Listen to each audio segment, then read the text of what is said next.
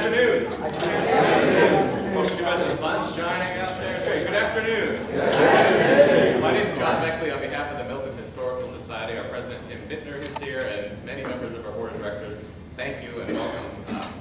We're so glad to see so many of you here for our second lecture in our 2018 lecture series. As you might recall, we did a lecture series last year for our bicentennial, and the public support for it was so strong that we had lots of requests to keep doing it. So that's exactly what we're doing, and you're in for a treat today. It takes a lot of volunteers to pull one of these kinds of things together, and our speaker today is one of our key volunteers. Dr. McWilliams chairs our lecture series for us and has been helping pull our lecture series together. And it also takes the resources to do that. And there's someone who's very humble in the room. He's going to be very upset with me for recognizing him publicly. But our entire lecture series this year is sponsored by a very generous gift from Chuck Evans. Chuck, thank you.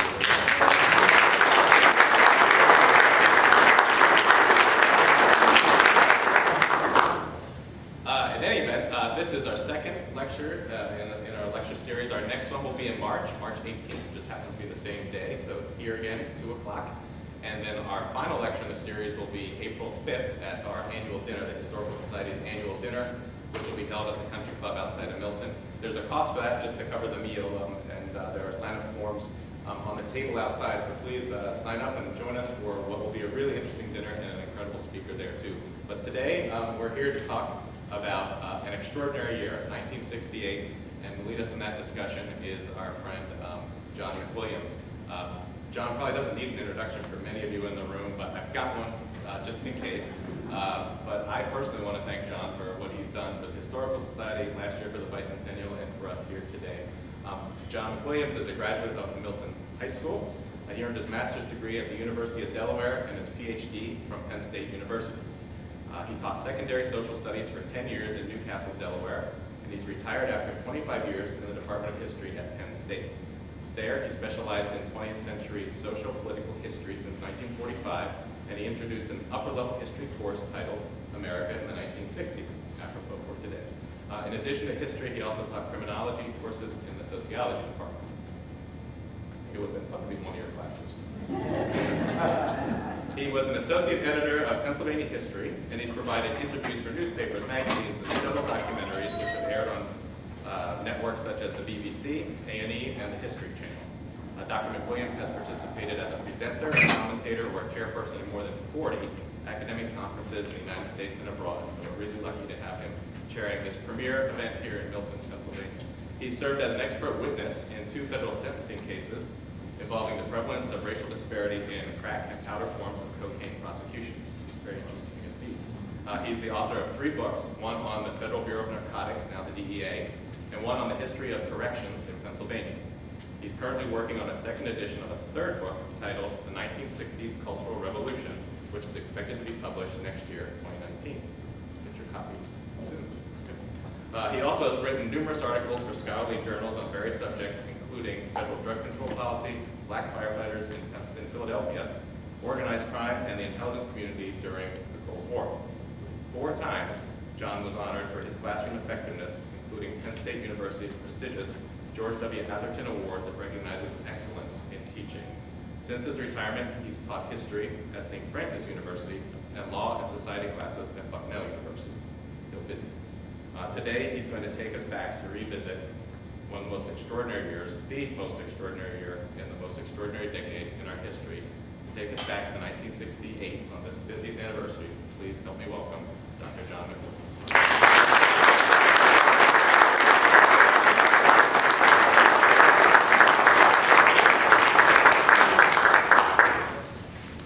Good afternoon. I hope you enjoyed the loop that was playing while you were entering, sitting out here waiting to start. Kaleidoscope of events in the 1960s that intended to sort of get you in the proper mindset as we take a look at a truly extraordinary year. I first want to extend a really heartfelt thanks to George Venius, who made the tech part of this presentation here possible.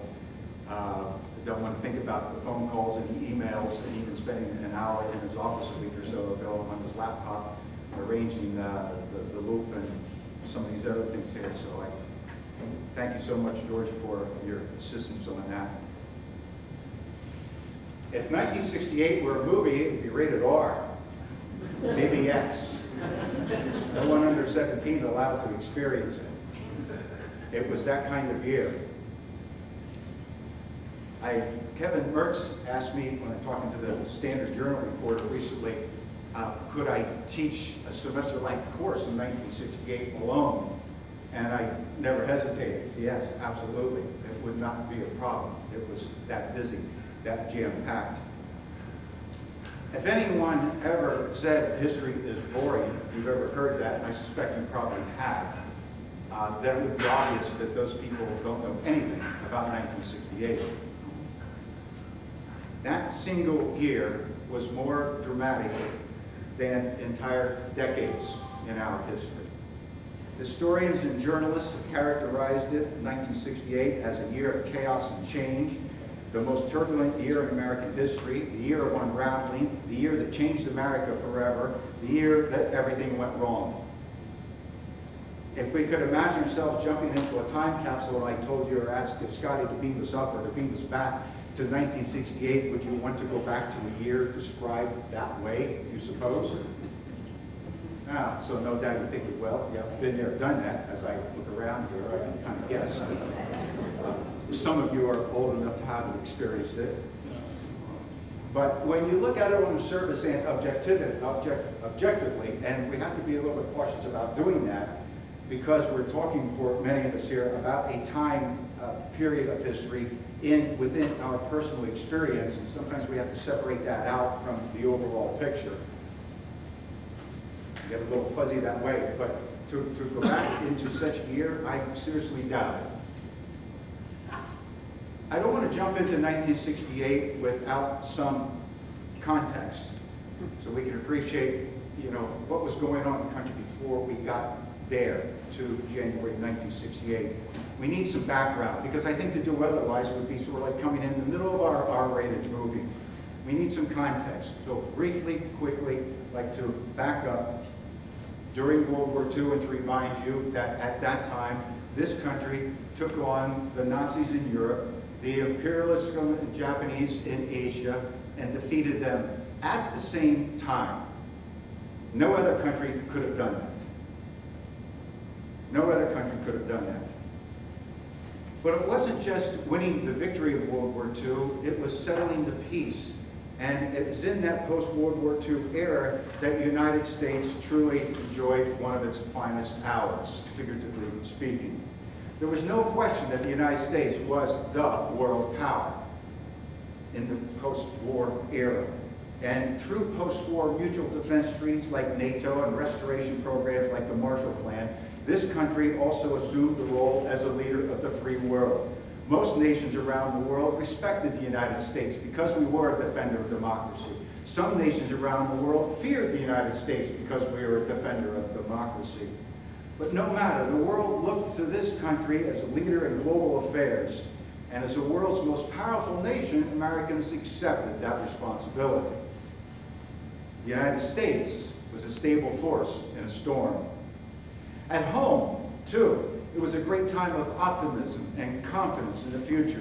Millions of GIs were returning from war who had grown up during the 10-year Depression and then went off to World War and returned to start living out the American dream. Finally, these people knew all about delayed gratification. They married other members of that greatest generation who shared a common trust in government. And why wouldn't they? Many of them benefit, thousands of them benefit from the Servicemen's Readjustment Act, which you know as the GI Bill. Absolutely, yes. The GI Bill provided tuition and living expenses and expenses to attend high school and college and low-interest mortgages and interest loans. Americans had a positive view of their political leaders, and according to a Pew Research Center poll in 1953, 73% of Americans trusted the government to do the right thing. They assumed it would play a positive role in their lives, that it would free them to pursue their happiness, that the greatest responsibility of their elected officials was to work in the interest of its citizens. Even into the mid-1960s, 80% of Americans, according to a similar Pew Center poll, believed that. 80%. There was a consensus, you see.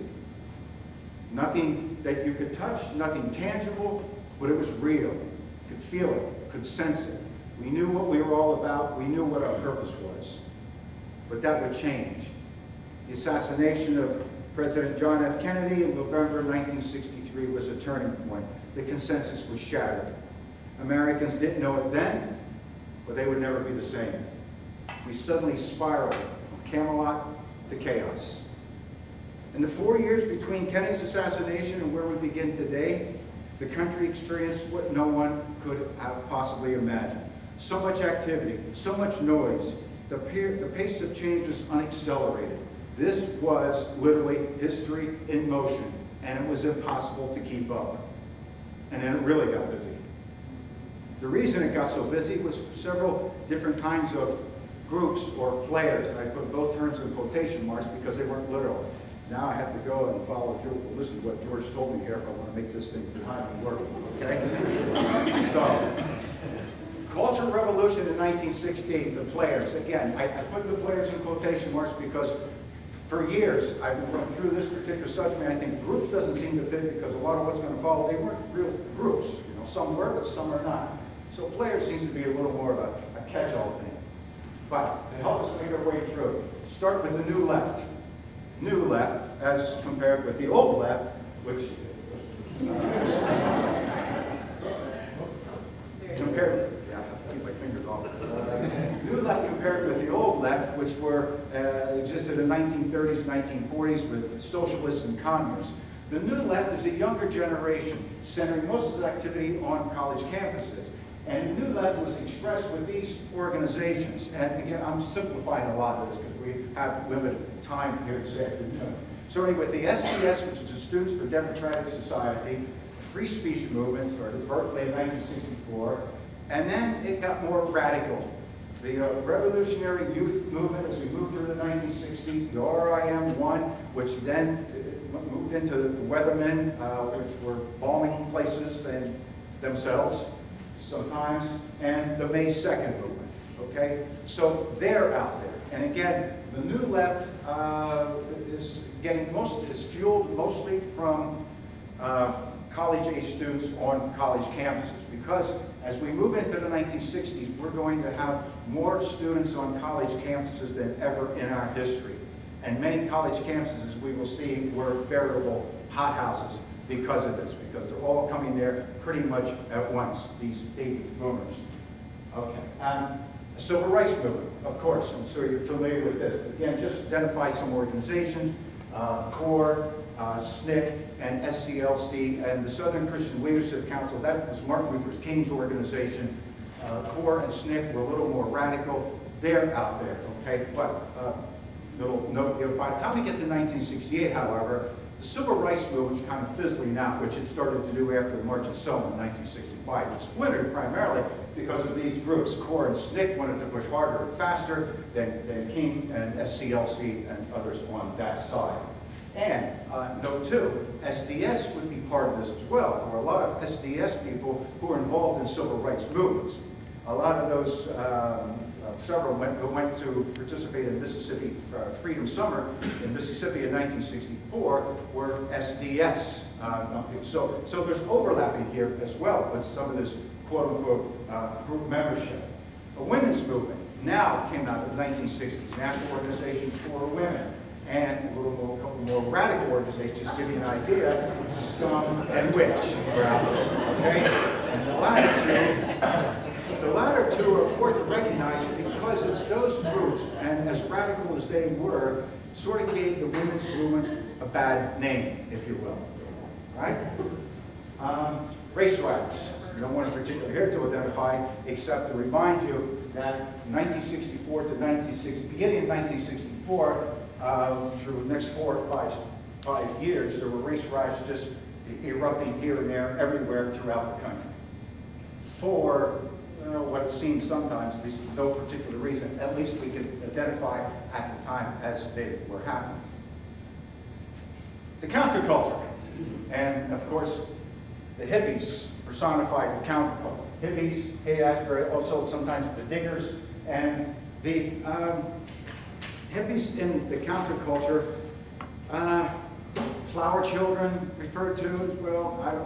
You know who hippies are, right? I want when you leave here, I want to make sure you know a hippie if you ran into one. Okay? You never know. But the counterculture, and notice too that prefix, this is counterculture.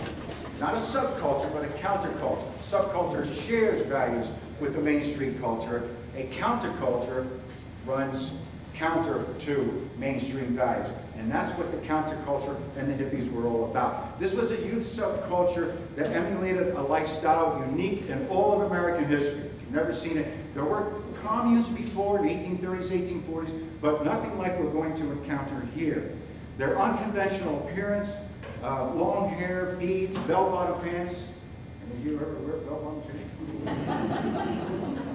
And sandals. And their core philosophy, essentially a rejection of conventional values, provoked curiosity and contempt. As hippies, I'd say, were sometimes on an existential quest for harmony, as how one of the song lyrics went, when the moon is in the seventh house and Jupiter aligns with Mars, peace will guide the planets and love will steer the stars. That's right. They were for peace and an alternative lifestyle. And no one better lived the sex, drugs, rock and roll 60s stereotype than the hippies. Real hippies. As opposed to weekend hippies, pseudo hippies, or as opposed to the establishment of mainstream, which would be anybody over 30 as it went. We looked for anybody, male particular, with long hair, and identified them as a hippie, and they really weren't. They just happened to have long hair. Hippies professed free love, free expression, free everything, as they revolted against capitalism and even celebrated the death of money, where they were located primarily in a very unique neighborhood in San Francisco at the intersection of Haight and Ashbury. Maybe you have to visit there. I've been there a couple of times, years apart. If you happen to visit San Francisco, check it out. I'm not sure what it looked like today. Still might run into a hippie too trying to find his way home. I don't know. But years ago, decades ago, it was a different part of the world. You knew you were in. For one, there were no bars in the neighborhood because the hippies were not into alcohol. They were heads, terminology, as opposed to juicers. So, no. And I remember the first time I was there, I walked past not a library, but an anarchist bookstore. That's curious. And where's Rob? Rob is here. I thought I saw Rob, our librarian. Okay, all right. I don't know. I expect when I come to your library, I'm going to be able to find the book pretty easily. You probably use the Dewey Decimal System or something or other. So imagine my system. I had an anarchist bookstore. I'm thinking, well, if they're really anarchists in the purest sense of the word, I walk in there, there's just going to be a pile of books. So imagine my surprise and disappointment when they were organized on shelves. Anarchist bookstore.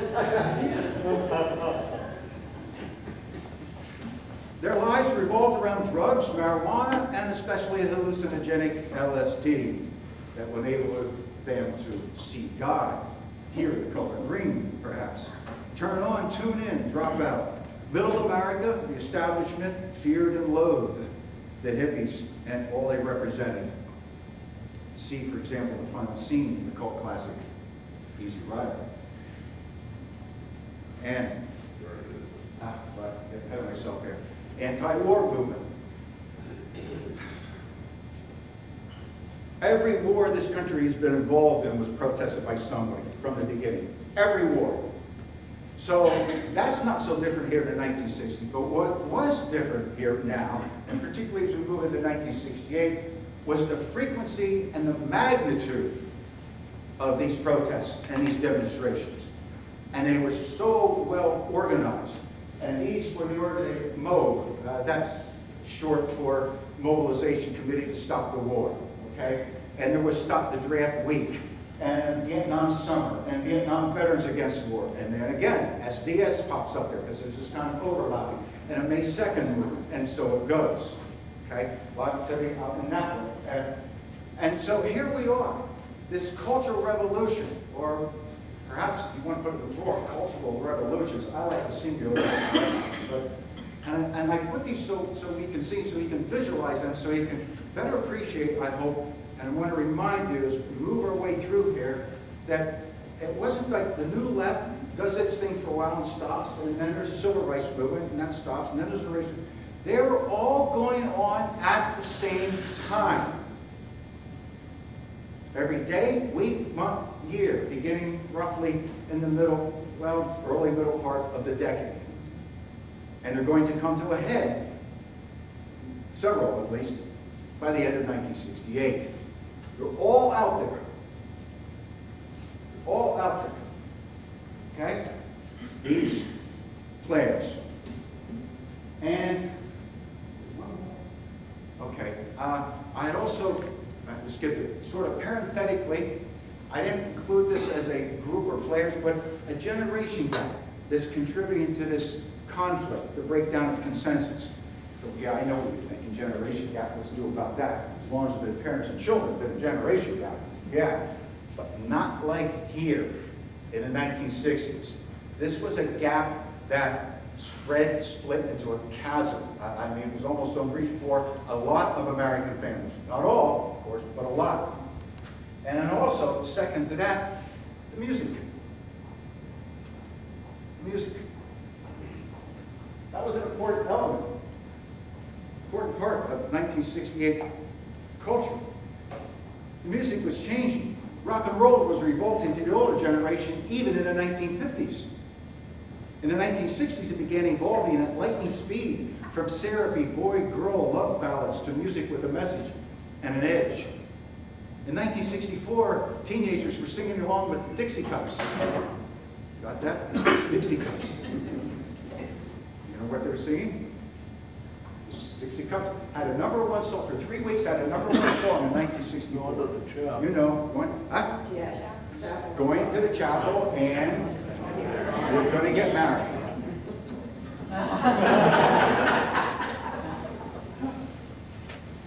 Yeah. 3 years later, these same teenagers were listening to the Rolling Stones, lustfully suggesting, let's spend the night together. Because I'm in no hurry, I can take my time and I will satisfy your every need. Going to the chapel, let's spend the night together. You can kind of see what's going on here. Before there was 1968, there was 1967, which was also an interesting year. In January, in San Francisco, 25,000 or so hippies, or hippie types, staged a human being. And later that year, a Summer of Love. In April, Spring Mobilization, Spring Mob, organized the largest anti-war protest to date. 125,000 protesters in New York City, 75,000 in San Francisco, and several hundred men burned their draft cards, risking a 5-year prison sentence or a $10,000 fine. And they did this publicly, because what's the point of burning your draft card at home in the basement? Nobody knows. It's a tree falling in the woods kind of thing. On May 13th, 70,000 pro-Vietnam War demonstrators marched down Fifth Avenue in New York City. Between April and June, racial disorders exploded in 14 cities. In June, the Selective Service System was drafting as many as 40,000 young men a month. In July, Newark, New Jersey erupted in a riot that lasted 6 days. 600 National Guard, 1,400 city police, 300 state police were called to put down what the governor called a city in rebellion. By the time the riot was under control, 27 people were dead. This is serious. These cities were combat zones. 2 weeks after Newark, Detroit blew up. When orders restored 6 days later, 43 people were dead, 7,000 arrested, and 5,000 were left homeless. By September, 114 cities in 32 states experienced race riots, resulting in at least 88 deaths. On October 21st, 100,000 people gathered at the Lincoln Memorial to protest the war. By the end of the year, the tonnage of bombs dropped in Vietnam exceeded the total tonnage the United States dropped in Germany in all of World War II. 485,600 American troops were there, more than the total number of American troops involved in the Korean War. By December 31, 11,363 American troops were killed in Vietnam, and we weren't winning. Surely, the new year had to be easier. The New York Times must have thought so when its headline on January 1st, 1968 read, "The world bids adieu to a violent year." When Americans raised their champagne glasses and noisemakers to welcome 1968, that New Year's Eve, they had to be thinking the country had bottomed out in 1967, that the new year could not be worse or harder. They could not have known they would soon experience a cataclysmic cultural revolution unmatched in our history. Not in a century since the Civil War had this country been so conflicted. And it didn't take long. We didn't make it to Groundhog Day that year. And by the way, I'll be talking a lot here what historians like to call the historical present, as if we are in 1968 as we move through here. And I discovered that the calendar this year, 2018, matches up to the calendar in 1968 until the end of this month. Because in 1968 it was leap year, so that kind of throws it off right there. At any rate,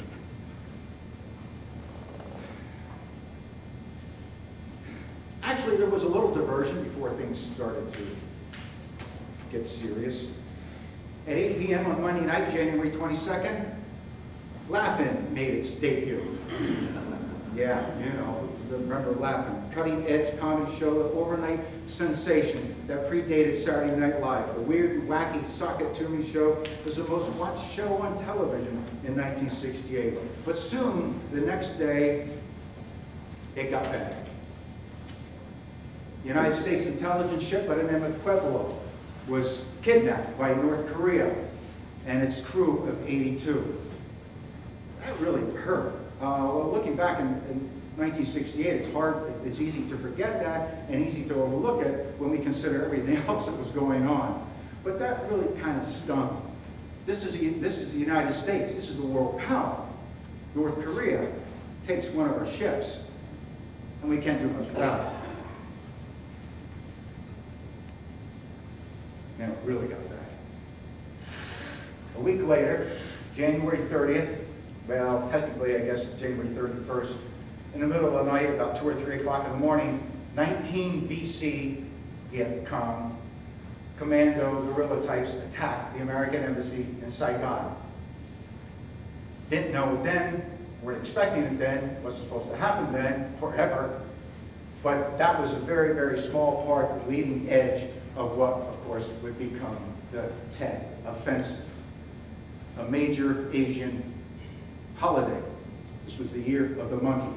And Ho Chi Minh used that occasion, which he thought was going to be one last hurrah, sort of one all-out offensive that was going to take care of South Vietnam.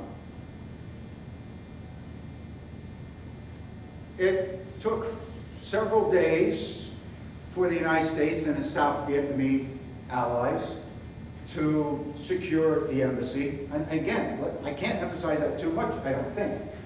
The enemy was just about inside the American embassy. Inside, well, they crashed the window, broken through, and blew up, so it was just about going to happen. But while this was going on, the Tet Offensive was not just about Saigon or that American embassy, it was about all of South Vietnam. They attacked provincial capitals, local capital sites all over South Vietnam. And it took weeks for primarily Marines to take it back, to basically send them back north. And all-out fights at Khe Sanh, Hue, you know, some of those towns and cities show up in our Life magazine and Newsweek week after week and on the front pages at that time.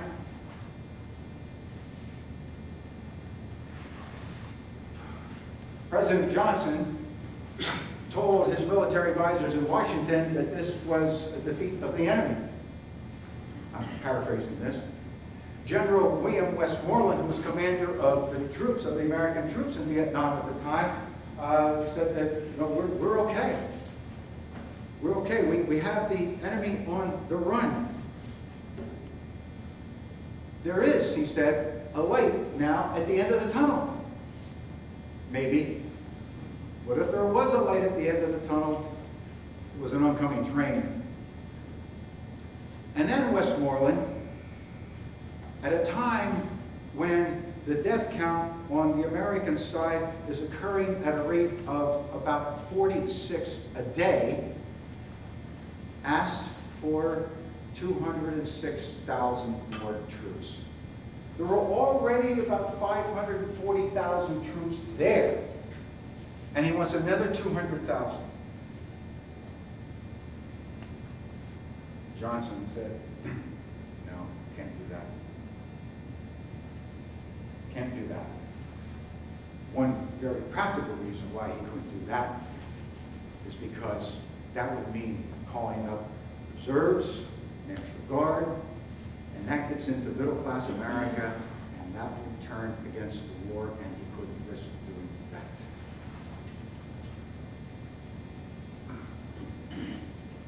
So that goes into February. The Tet Offensive would be a critical turning point in the war. Before Tet, most Americans believed the United States was winning the war. Most Americans believed the United States was winning the war. And why wouldn't they? Why shouldn't they? Because everything they saw and read and heard from their generals and politicians, particularly from the President of the United States, from the Pentagon, told them we were winning the war. Tet destroyed that illusion. And if you see the movie The Post, you haven't, you should. We'll lay all this out. Americans were gradually coming to the realization that the government had been deceiving them about this war. There was a credibility gap between the government was saying, what the government was saying about Vietnam and what was really going on in Vietnam. For the first time, the United States sent troops there. More Americans now were opposed to the war than supported it. It was during the Tet Offensive. It was during the Tet Offensive. Another reason why the Tet Offensive was a turning point was because of this. I'm sure you've seen this before. This is iconic. I say iconic. You're talking about an iconic photograph of 1968. I mean, there's a whole list of iconic events and photographs.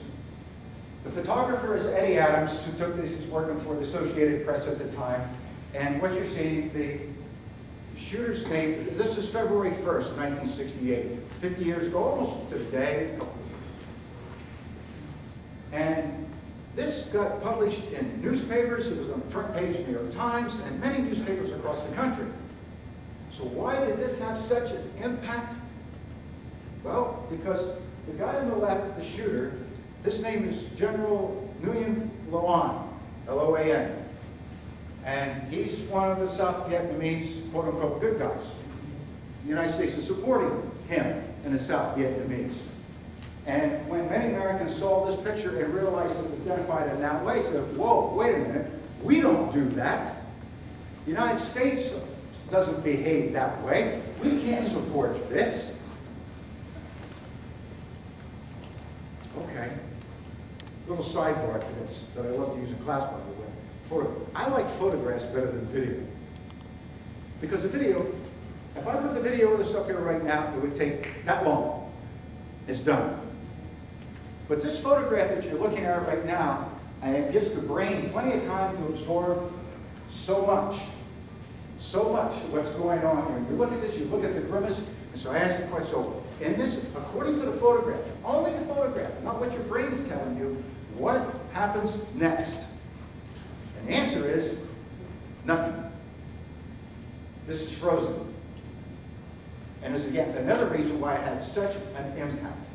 To show this on the 6 o'clock news in action as a video piece of tape would lose its impact, its effect. Not that it would be negligible, please don't misunderstand me, but it's not the same as looking at this.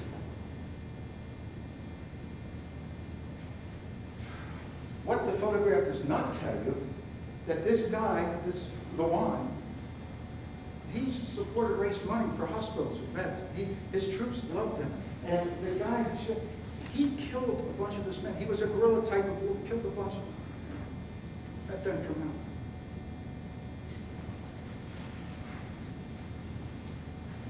Lawan, by the way, later moved to the United States and opened up a pizza parlor outside of Washington, D.C. Died in 1968. David Adams, the photographer, won a Pulitzer Prize for his work.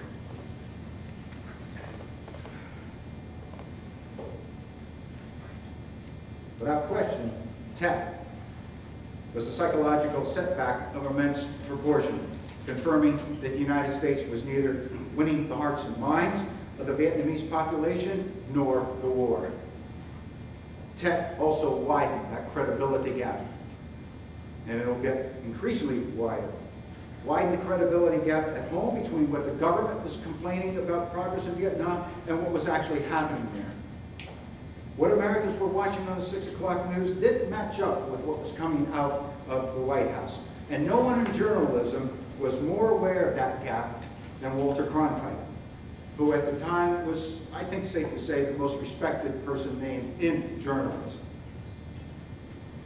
He was in disbelief. I thought we were winning the war, he said. Had the government been telling us the truth? He wasn't sure. So he did what any good investigative journalist would do. He went there to check it out for himself. He went to Saigon. He talked to GIs. He talked to generals. Talked to South Vietnamese. Anybody could, because that's what he does. So he went there in early February, and he came back, and he came on television the night of Tuesday, February 27th, with a half-hour special called simply Report on Vietnam. Estimated 9 million viewers. By the way, this is when our population total was roughly 200 million. So 9 million is a lot. That's a significant percentage watching this at the time. He came on national TV during this half-hour special, and he concluded he was now more certain than ever that the bloody experience of Vietnam is to end in stalemate. To say that we are closer to victory today is to believe, in the face of evidence, the optimists who have been wrong in the past. It is increasingly clear to this reporter that the only rational way out will be to negotiate, not as victors, but as honorable people who lived up to their pledge to defend democracy and did the best they could. Cronkite's dismal assessment of the situation was devastating to President Johnson, and he knew it. He knew it. He conceded to an aide. If I've lost Concord, I've lost Middle America. Everyone assumed that Lyndon Johnson would be the nominee for the Democratic Party in the presidential election of 1968. After all, to remind you, again, put this in perspective, he had won in 1964 in the largest percentage margin of victory in the popular vote in history to that time. A landslide over Barry Goldwater. But the Democratic primary, the first Democratic primary that year, as every year, was in New Hampshire on March 12th. And there, a guy came out of nowhere, pretty much literally, Senator Eugene McCarthy, who was a single-issue candidate in 1968. 2 months prior, literally 2 months prior before this primary in March, he was a virtual unknown outside the United States Senate. But he was a single-cause candidate, and his single cause was get out of Vietnam. He didn't have much organization. He's running against a sitting president, again, elected by a huge majority, who had ushered through the Great Society, the largest reform, most comprehensive reform movement, at least since the New Deal. And here is McCarthy. He goes to New Hampshire. He's got a bunch of college kids following along. Get clean for Gene, cut your hair, get out there, start knocking on doors and all that. And He won 42% of the vote in New Hampshire. That's not a majority, no. But it was a shock. The writing was on the wall for Johnson. When I'm being challenged, Johnson was reasoning in my own party by this guy who comes out of nowhere. And he's not even all that personable. He was bright enough, but he lacked, charm, charisma, was aloof, sometimes arrogant. He picks up 42% of the vote in New Hampshire in this first primary, March 12th.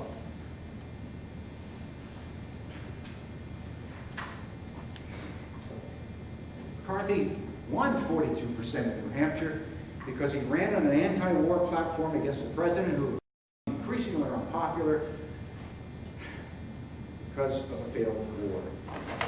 The fallout of Tet and Walter Cronkite was too much for Johnson. And so during the night of March 31st, that was a Sunday at 9 o'clock from the Oval Office, Johnson was on national television for a speech and announces two surprises. The first, he's going to stop the bombing in North Vietnam as a way to get them to the peace table in Paris, which, well, where it would be, to start talking. This is 1968, right? Put that in perspective. Start talking peace. Okay, that was a bit of a shock. But nothing compared to what followed at the close of the speech, which no one knew anything about outside, perhaps, Lady Bird, his wife. Even his speechwriter didn't know it. When he solemnly looked into the cameras and told America, "I shall not seek and I will not accept the nomination of my party for another term as your president." With Johnson out of the race, the Democratic nomination process was unexpectedly wide open. All that's there right now is Eugene McCarthy. Tet wasn't the only bad news for the president.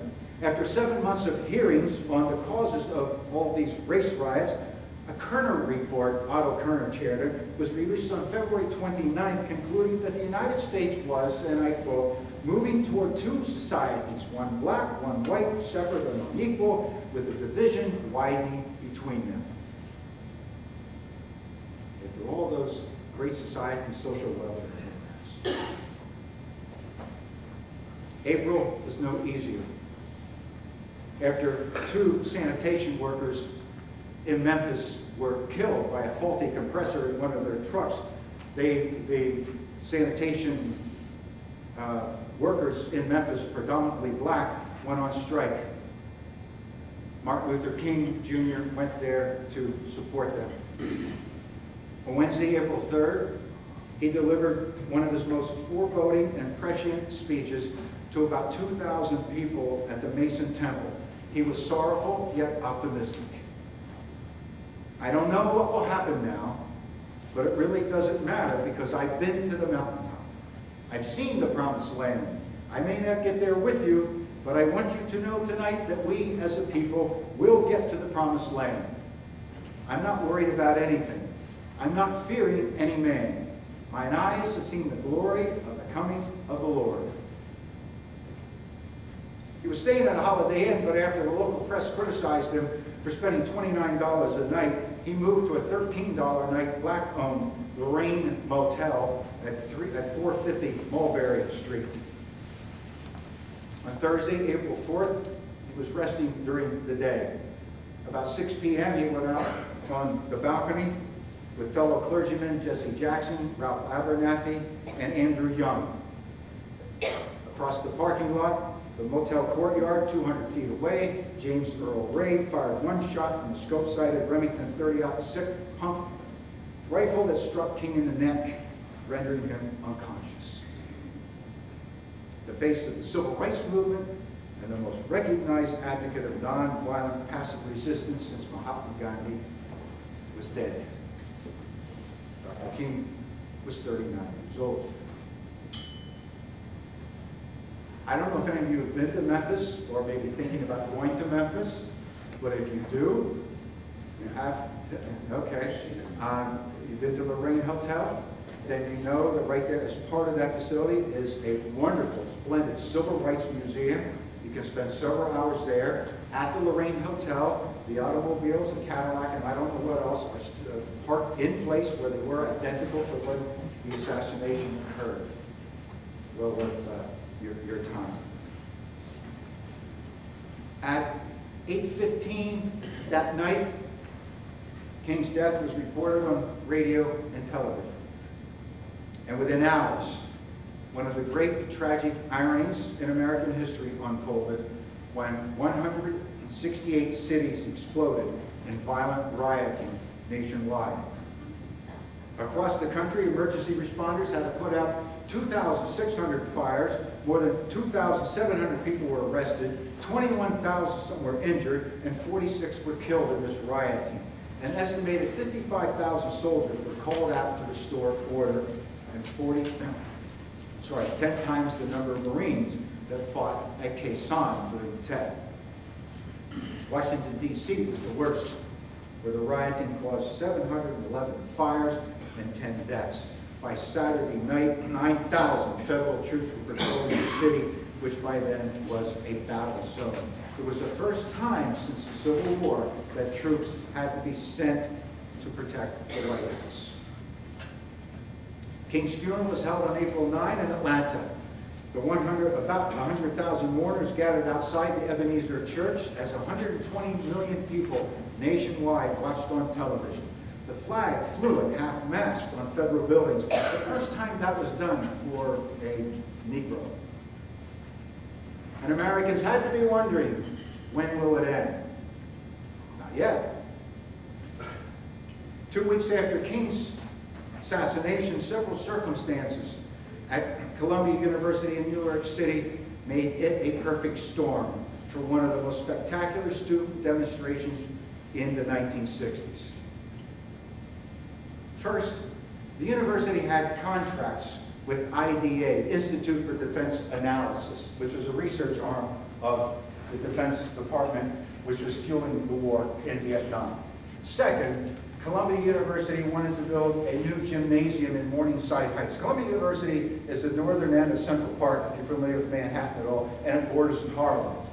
And there was a lot of concern that the university how that would impact that Harlem neighborhood, and that the university was sensitive to it. And third, probably the most militant chapter of the SDS was at Columbia. It was a perfect storm. Students took over one building, one administration building. They're led by SDS, about 500 students.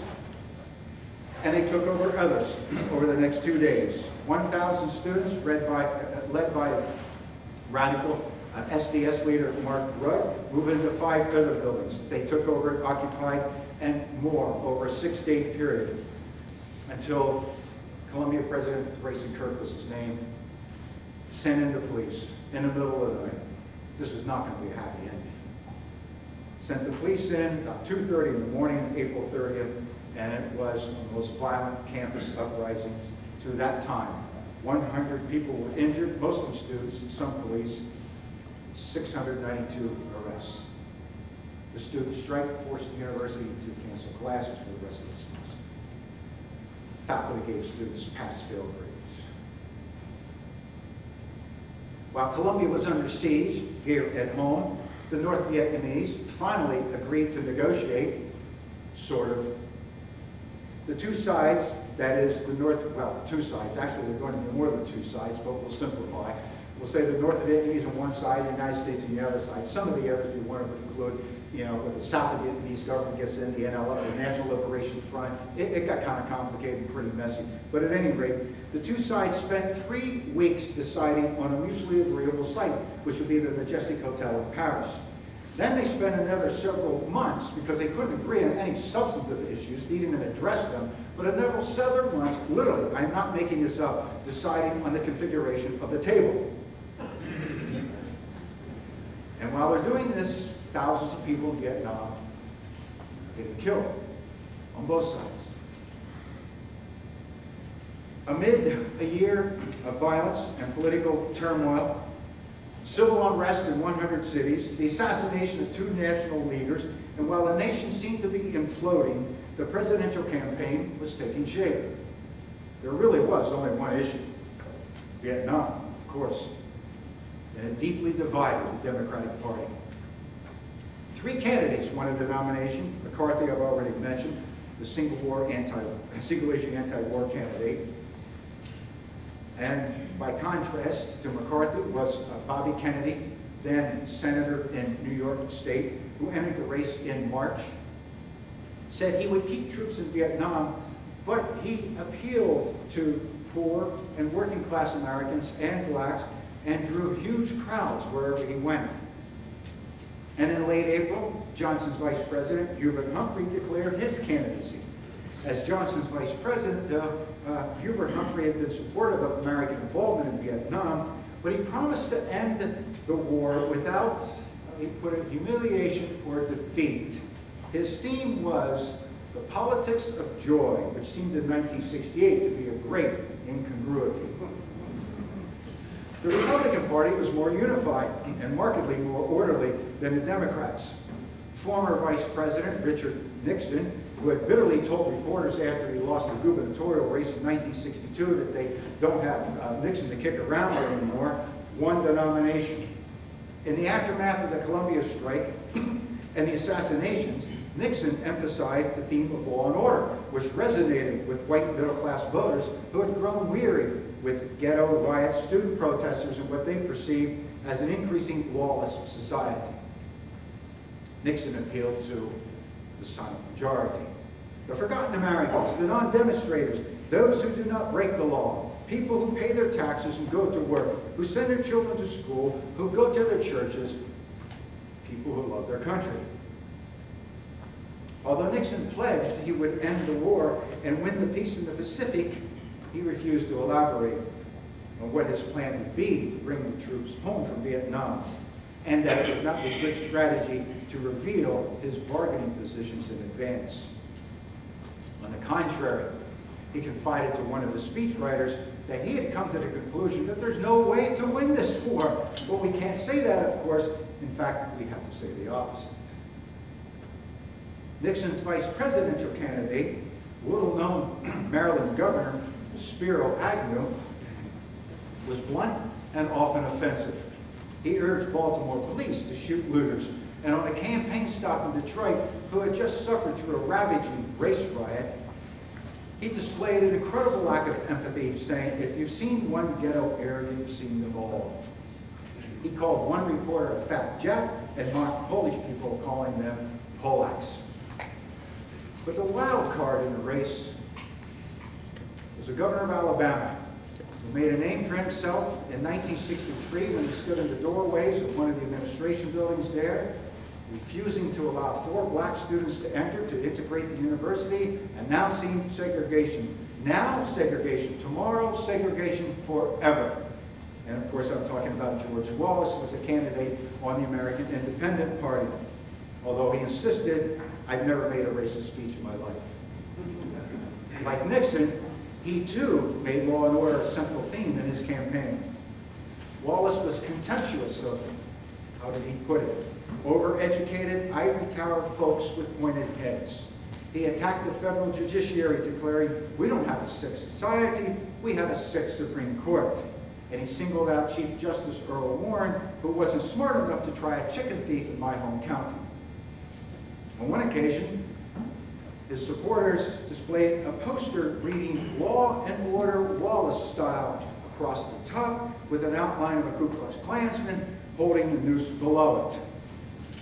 Across the street from a Madison Square Garden rally in New York City in October, members of the Klan, Minutemen of America, and American Nazi Party cheered him and chanted white supremacy. Wallace had no tolerance in protesters, once threatening that if a group of anarchists, including newspapermen, lay down in front of my automobile, it's going to be the last time they ever going to want to lay down in front of me. He boasted that any University of Alabama student who burns a draft card or urges our troops not to fight will expel the sons of bitches. I told you this is rated R, right? I even had to tone that down because my wife insisted, "You can't say some of that. So I'm not. His solution to end the rioting was to turn the country over to the police for 2 or 3 years. And he claimed that welfare mothers were breeding children as a cash crop. Supporters told pollsters they liked Wallace because he says what he thinks. Wallace's vice presidential running mate was a tough-talking Air Force General, Curtis LeMay, who when asked about how he would deal with Vietnam, said he would nuke them back to the Stone Age and that he would allow his commanders on the field to use atomic weaponry if necessary. LeMay terrified everyone. The dynamics of the election changed dramatically on Tuesday, June 4, after Bobby Kennedy won a close primary election in California over McCarthy. California primary. Just minutes after his victory speech in the Ambassador Hotel in Los Angeles, psychotic Sirhan Sirhan, a Jordanian-born Palestinian who resented Kennedy for his post-Israel position, shot a snub-nosed revolver 8 times at him as he was passing through a kitchen passageway about midnight. Bobby Kennedy died 26 hours later, June 6. He was 42 years old. 2 months after the assassination of Reverend King, 2 months, the nation was in mourning again for a national figure. This time, however, there were no riots. Perhaps Americans were just too emotionally numb by this point to accept what had happened. The United Nations flew its flag at half-mast, which was unprecedented for a person never been the chief of state. Thousands of people waited hours for Kennedy's coffin in St. Patrick's Cathedral, where his brother Ted delivered the eulogy and Andy Williams sang the Battle Hymn of the Republic. The next day, his body was transported by special train to Pennsylvania Station in Washington, D.C., where he was buried next to his brother John in Arlington Cemetery. The journey took 8 hours because of throngs of people along the route. Halfway through 1968, the war in Vietnam had become the longest in history to that time, surpassing the American Revolution. Between January and June this year, there were 221 major demonstrations on 101 campuses involving 40,000 students. And people had to be wondering, when will it end? Yet, if ever presidential nominating conventions differed in style and substance, it was 1968. The Republicans met at Miami Beach, where they nominated the new Nixon on the first ballot in an uneventful convention. The Democratic convention, however, was anything but routine. It opened on Monday, August 26th, in the International Amphitheater in Chicago. Normally, it might not even be bothered worth mentioning the site of a convention. But this time, it was. In 1968, Chicago was different. Trouble had been brewing even before the convention was called to order. Chicago was a magnet for anti-war protesters and student radicals in general. And every person or group with a cause, it seemed, was there. The Committee to End the War in Vietnam brought more than 80 smaller peace groups. Hippies were there, SDS was there, MOB was there, and a newly concocted faction called Yippies, Youth International Party, thrown together one hallucinogenic night by Jerry Rubin and Abby Hoffman was there, who showed their contempt for the police by nominating their own candidate, Pegasus, 125-pound pig, for president, and they threatened to contaminate the city's reservoir with LSD. Revolution for the fun of it, they said. Violence was inevitable. Mayor Richard Daley made sure Chicago was ready, and he was serious. He fortified the city by mobilizing 12,000 police who were working 12-hour shifts, and he had 7,500 National Guards on call. He secured the amphitheater by sealing manhole covers in surrounding streets with tar, and erected a 7-foot-high chain-link fence topped with barbed wire, and installed bulletproof panels in the building entrance, and positioned policemen on nearby roofs and summoned helicopters hovering about. He could also call out about 6,000 other regular Army troops armed with rifles, bayonets, and tear gas dispensers. And if the demonstrators really got out of hand, those troops had access to flamethrowers, grenade launchers, bazookas, and .30 caliber machine guns. Confrontations between protesters and the police began on Sunday, August 25, the day before the convention opened. Monday night was more of the same. Tuesday, 300 policemen sprayed tear gas at protesters, throwing stones and bottles and defiantly yelling, "Shoot the pigs!" After Humphrey won the nomination on Wednesday, August 28, the police, who outnumbered the protesters by a ratio of 4-to-1, went mad. When newbies disobeyed and ordered to leave Lincoln Park, police with bullhorns gave them a final warning not to advance. They then tore off their badges and formed a wedge, tossed tear gas, clubbed people with nightsticks, and screamed, "Kill, kill, kill."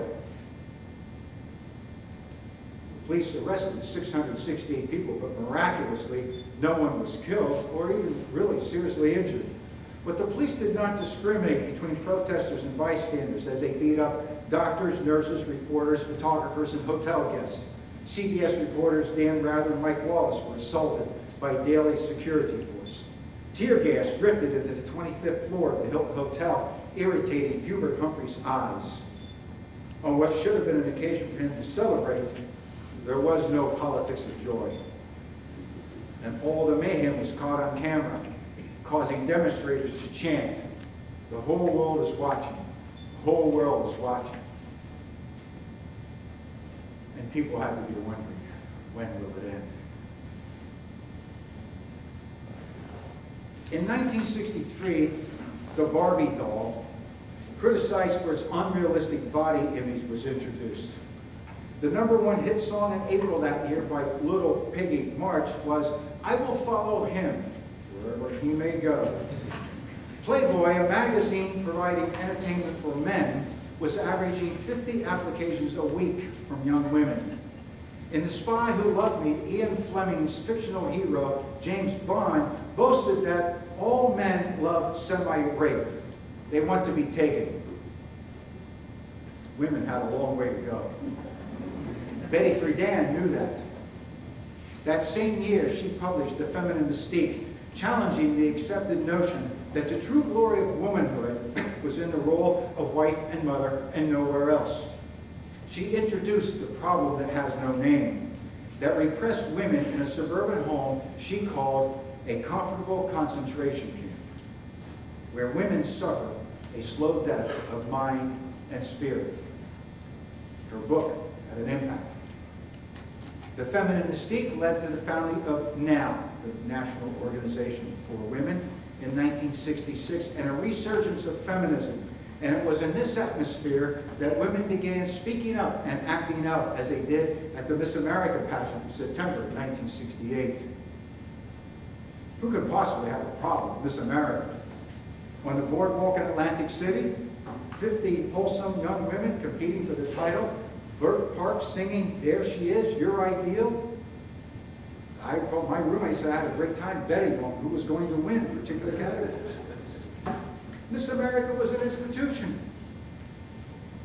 Women chose the sacred American tradition to show how all women were heard by a beauty contest sending a message that the most important thing about a woman is her physical attributes, that women were made to believe they were inferior because, like Barbie, they couldn't measure up to Miss America beauty standards.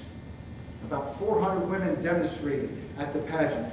They used a Freedom trash can in which they dumped girdles and high heels and makeup and other trappings of feminine oppression. A live sheep was symbolically crowned Miss America. Nothing sacred. By this time, few Americans would have been shocked what was going on in Atlantic City.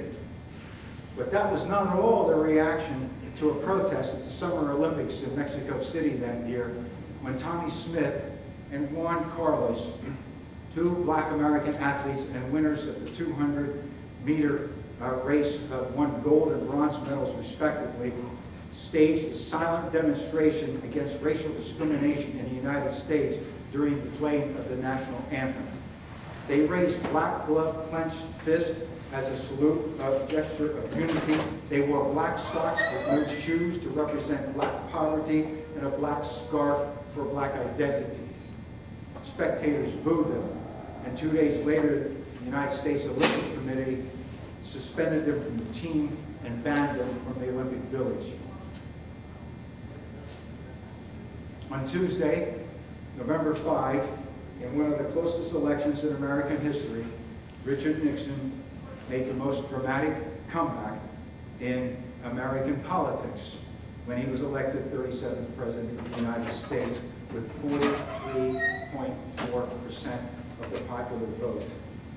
Hubert Humphrey had won 42.7% of the popular vote, meaning that Nixon's margin of victory was 0.7%, or about 510,000 votes. George Wallace won 13.5% of the vote, carried 5 states, all in the South, but he made a show in several states in the North. Something's going on there. The last weeks of 1968 were calmer, closer to normal. On December 21st, Apollo 8 mission launched from Cape Kennedy for a 3-day flight to the moon. Astronauts William Anders, James Lovell Jr., and Frank Borman splashed down on December 27th and were recognized as Time's Men of the Year because they had been the first humans to orbit another celestial body. TV Guide estimated that nearly 1 billion people in 64 countries watched some part of the flight, making it the most watched television program ever. When Americans weren't watching the living room war that was Vietnam, the melee at the Democratic National Convention, or Apollo 8 during one of the most turbulent and terrifying years ever, they were watching the top-rated shows Beverly Hillbillies, Mayberry RFD, Bewitched, and Green Acres. What a disconnect. On New Year's Eve, maybe symbolic of the year just past, it drizzled when the ball dropped in Times Square in New York City. By the end of 1968, Americans were outraged and exhausted. The year was one of continual conflict. Political conflict, social conflict, cultural conflict, racial conflict, generational conflict. We didn't get along with each other. By the end of the year, or shortly thereafter, most of the revolutions lost momentum. The new left student activism, the counterculture sexual permissiveness, and women's continuing struggle for gender equality endured, of course. And American involvement in Vietnam would not end until the middle of the next decade. It was a busy year.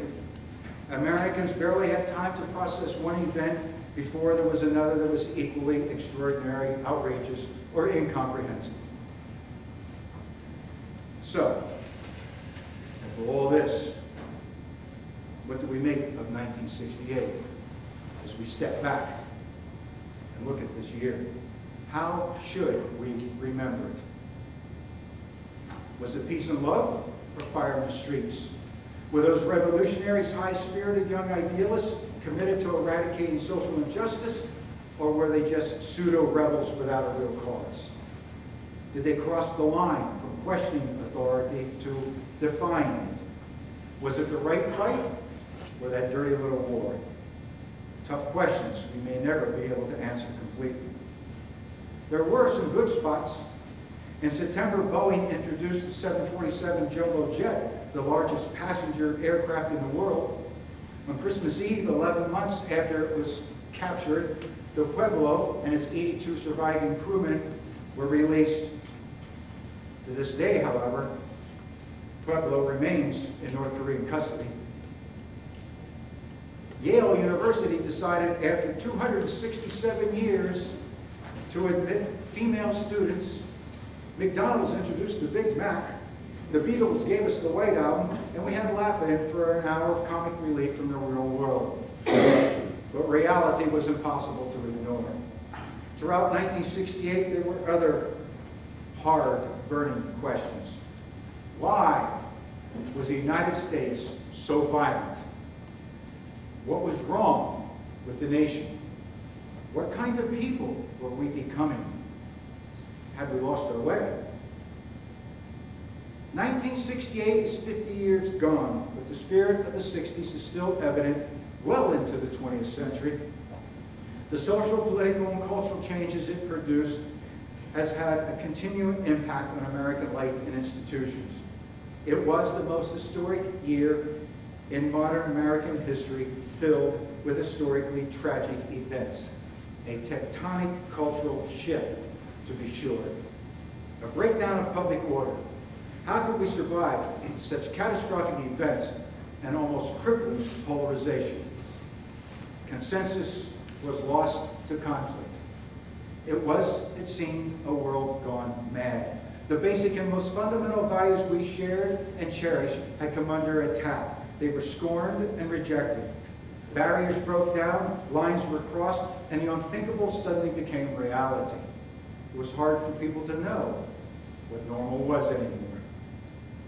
Despite the tumult, the chaos, and the polarization throughout most of the 1960s, however, Americans were optimistic because Americans have always been enormously optimistic and confident and resilient.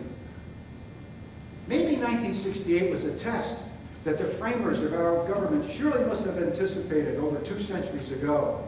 They knew firsthand about potentially dangerous sectional difference in their own time. They dealt with taxation and representation and slavery. Talk about polarizing issues. In 1968, many Americans surely thought they were on the precipice, about to go off the cliff. If ever the country was ripe for rebellion and revolution, it was then. But it didn't happen. At the close of the Constitutional Convention in September 1787, Benjamin Franklin was leaving Independence Hall in Philadelphia when a lady passerby approached him and asked, "Well, Dr. Franklin, have you given us a monarchy or a republic?" To which Franklin replied, "A republic, if you can keep it." 50 years ago, it was unlike any other in our history. It tested us, it tore us apart, and it set us against ourselves. We were unhinged, we were fractured. But we put the pieces back together and showed that we can keep this republic. 1968 proved that.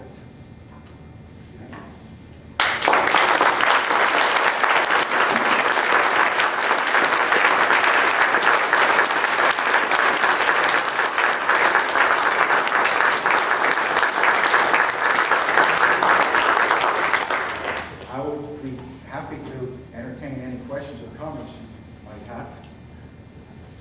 Yes, Deb? I don't want to put you on the spot, but I sure have found comparisons from 1968 to what's going on in the past few years. Do you find the same thing?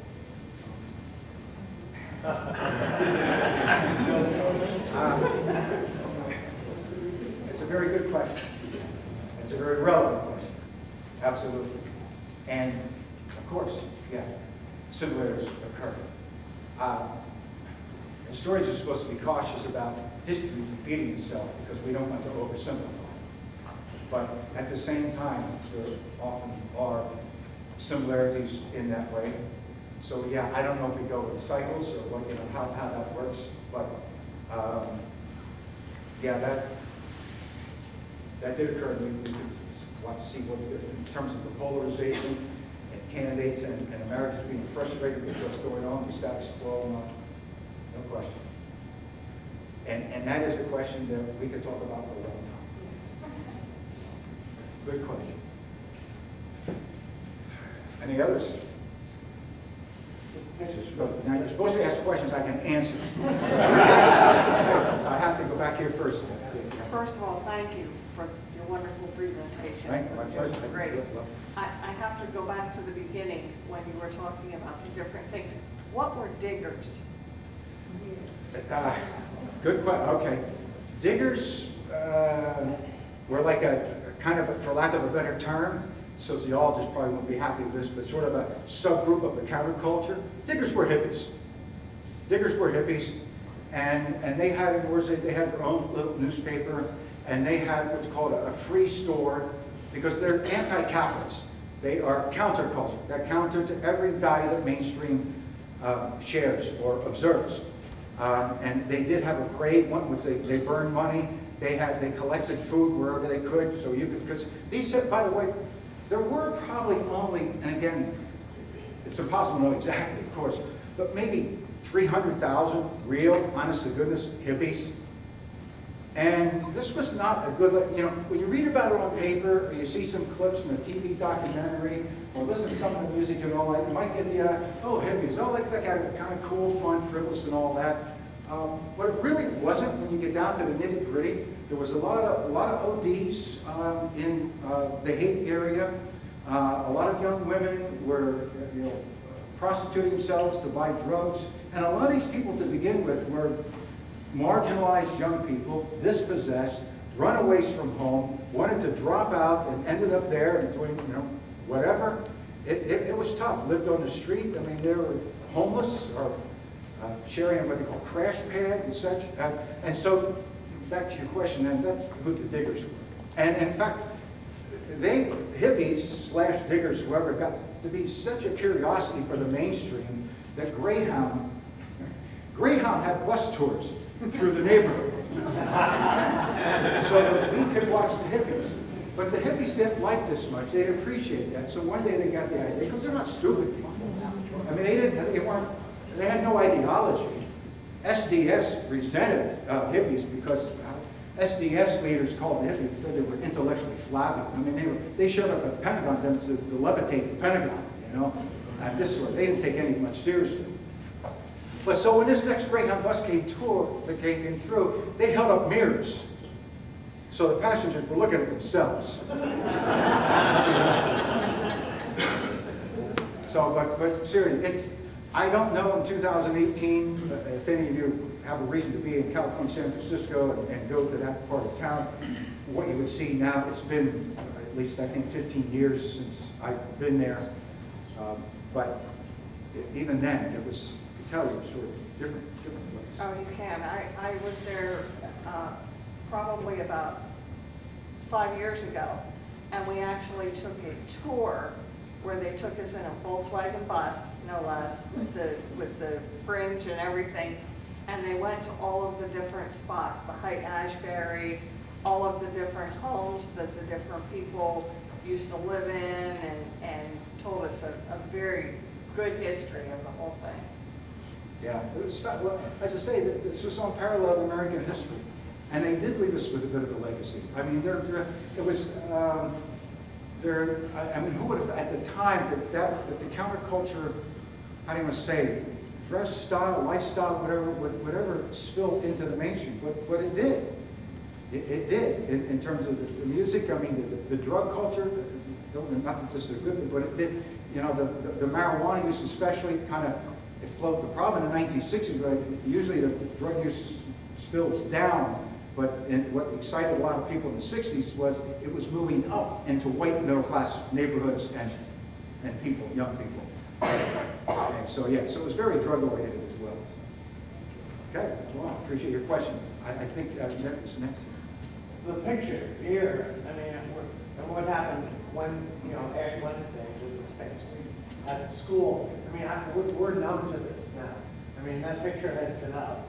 But we've seen so much more since then. I didn't realize it was. No, I know you didn't. I know you didn't. But it's like, wow. I mean, what we have experienced since 68. I don't know what year the one was where it was revealed many years afterwards, the girl letting down. She had been napalm. Right. This young girl. Right. I don't know what year that was, but that, those were such strong pictures that influenced the whole nation. Yeah. Now. Yeah. Now they're not. Yeah, I might also, since you mentioned that, I didn't want to get into it here because I want to stay with you. In March of 1968 was the Me Live class. And I didn't mention that because we didn't know about it for nearly a year. It was covered up until this person named wrote letters to 30-some congressmen and said, hey, out there, it's very, very long with photographs. So that's, but I didn't get it because we didn't know. So, so you make a good point about somebody, yeah. You mentioned, and I agree with you, we survived 1968. Is there any consensus among historians as to what we've learned and then kind of brought into our lives for some relative peace for a number of years? Good question. What did we learn? What did we learn? Well, I'm not sure what we learned out of the 1960s, because what immediately comes to my mind is when I was going through classes years ago and talking to students about Vietnam, for example, and how American involvement had been predicated primarily in an incident in August 1964 in the Gulf of Tonkin that probably didn't happen.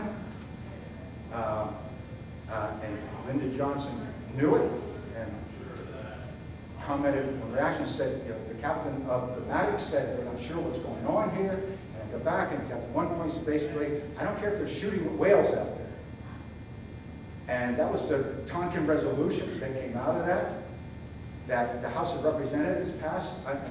Really, the House of Representatives passed this Tonkin resolution by a margin of 416 to 0. The Senate passed it by 88 to 2. Ernest Gruning and Mark Hatfield, the only two senators who opposed that. And Gruning of Alaska said, well, should we have an investigation here first? Because the Tonkin resolution gave the president, in this case Johnson, carte blanche, the power to do anything he wanted to do in Vietnam. And it was based on something that really didn't happen. And you're asking, what did we learn? And so I kind of, my students, if we're going to be sure, to avoid another Vietnam, it's up to you, your generation, and future generations. So you tell me what you learned. And I don't mean to put you on the spot, but yeah. And I could also, so the anti-war movement definitely had an impact. Definitely had an impact. I mean, because there were so many and so many people involved, and they got bigger by the time we moved through 1968. So I guess what we learned out of that is that activism, somebody I think was Ned mentioned about like shooting last century, these parents and others in Florida and perhaps throughout the country are now, getting out there, and so that can make a difference. I think activism in that way, I think can matter. Can matter. But it's easier not to do that. It's easier not to do that. I think also what we've learned, just running through my head more tangibly, after Vietnam, Congress passed War Resolution Act, I think it was 1973, that limits the president cannot send troops anywhere for more than 90 days, and then it has to have a congressional. That was in the aftermath of the Tonkin Resolution. I'm not going to do that anymore. Bob? Just a quick question. Yeah. I think that one result of it was that the draft no longer wanted to fund our armed forces. We went to the volunteer army. Drafts go out there, but I think that will be turned all back also. Yeah, the draft, well, that's a whole other topic. Truly, but you're right. The draft as well, because we haven't had a draft. Well, actually, before we went to draft to all volunteer, there was a water in between. Yeah, sorry. Okay, if you're about my age, you remember that. How many of you guys out here know your lottery number? 69. Yeah. Because so we went, and the draft was just a colossal disaster. It was unfair. It was equitable, and in fact, McNamara, who was Secretary of Defense, the war planner, who knew all along that Vietnam was not winnable. And not because I say so, he wrote a biography in 1995 where he said, I knew all along the war's not winnable. It got so bad at one point, by 1966, that they didn't want to get again to a lot of white middle class, particularly drafting men. So they started drafting young men that clearly were not fit. They were very unfit. And the pejorative, derogatory title given to that, it's a book called McNamara's Morons.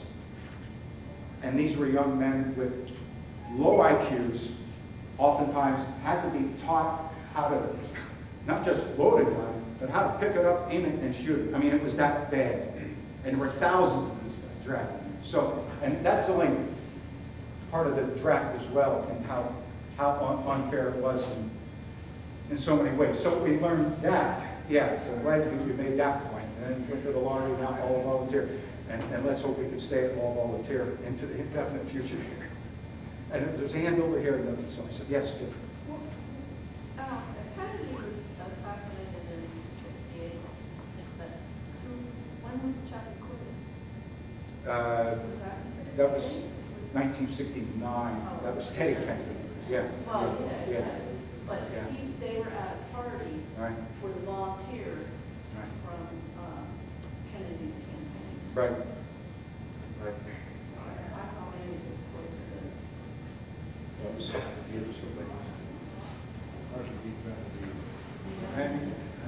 Any other questions? Yes. In '68, we were in the middle of the Cold War.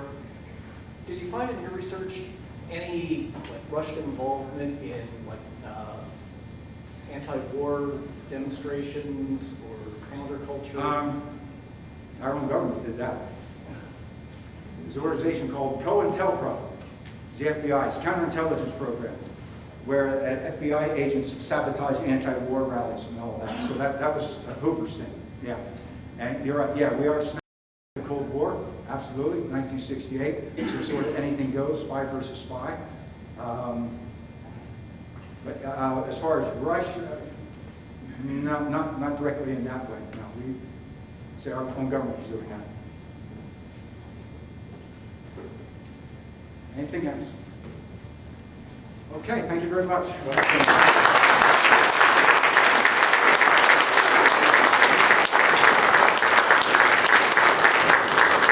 Your next lecture is the 18th of March, right here. It's Professor Ed Slavishek, right, from Susquehanna University. He's going to talk about early car crashes in the valley here. So it's a really interesting snapshot of how vehicles were used in the early 20th century. And then at our annual dinner on April 10th, Professor at St. Joseph University is going to talk about how we remember the Civil War. And it's going to be really, so thank you again, and please join me in thanking